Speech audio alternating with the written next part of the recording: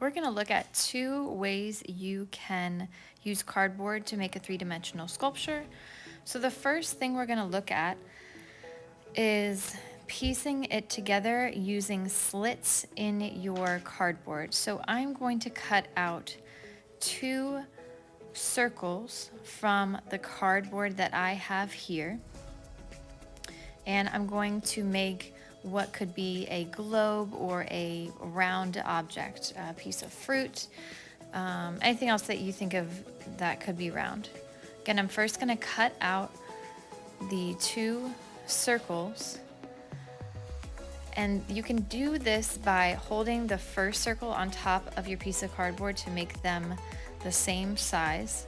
I went pretty fast in this, so it's not super accurate, but there's one way to do it. And then what you're going to do is cut a slit that goes from the edge to the center of your circle. Then you are going to line up the slits and piece them together. Basically, they interlock. This is just with two circles, but you can add multiple circles in and piece them together to make a better outside frame of your circular object, or whatever object you're making for that matter.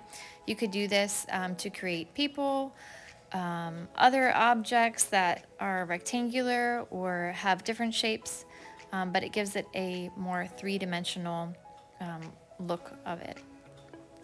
Second thing I'm going to show you is how to use tiny slits in your cardboard to bend your object and create a sort of base that your object can stand up on.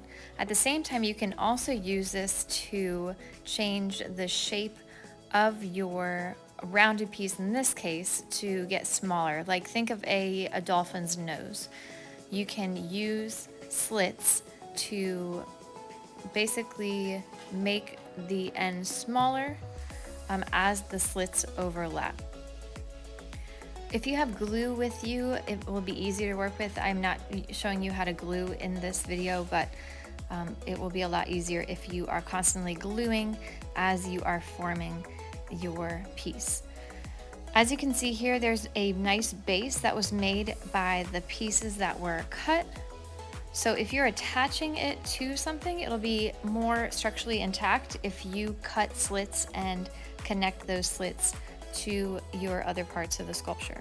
There's two really quick, simple ways you can use cardboard to make a three-dimensional sculpture.